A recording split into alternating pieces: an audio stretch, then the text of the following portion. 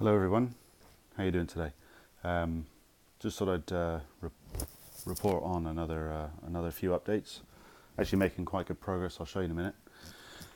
As you can see, I've been painting my track, getting ready to take away that horrible base plastic look. As you can see here, I've still got a lot more to do, but pretty easy job really. This particular section I painted it in situ, and I used this paint here. It's by a company called MTN. I don't think it's anything to do with MTN of model railroad fame, but this is just a low pressure matte finish spray paint. Actually, I'm not even sure if it's acrylic.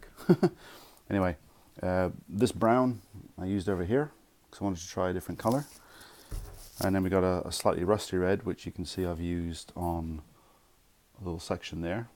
I've left this grey because that's going to be all concrete, so it'll just be a smoothed over platform area effectively. And then the platform finishes here, so I continued on my paint all the way to there. And then once I've finished, I've also done the back section, as you can see there.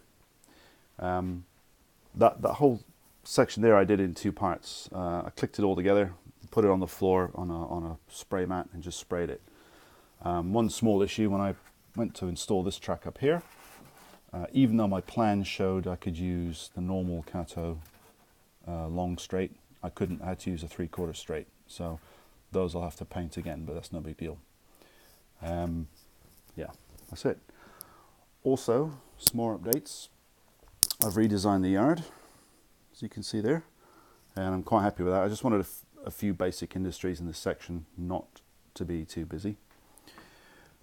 Also, you notice there's no more wires up on the top, and that's because I've now started running all my bus wires, and it's quite a job actually. Yeah. Originally I was going to use the suitcase connectors, which you can see there, and last year I bought a bunch because when I see this stuff I buy it because I can't always get it.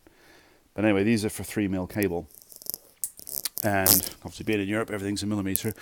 But when it came time to get my bus wire, I realized that 12 gauge or 12 AWG is the recommended size for N scale for a layout of my size, and I couldn't, well, the closest was I think 3.8 or 3.6 millimeters, so I went for the 4mm squared cable, and it's good stuff. It's very robust, it's nice thick quality cable, and I thought it'd be safer to go for a thicker cable than a thinner one. Unfortunately, that meant that all these suitcase connectors I bought don't work. I tried one, but it just bent. It's just the cable's too strong and too thick. So, but that's fine. What I've ended up doing, as you can see there, I'll just show you again, is using some chocolate blocks. And you'll see I've got the bus wires coming in, and I just split off the blue and the white feeders. And you see they just go up under there, through the hole. I need to connect up those.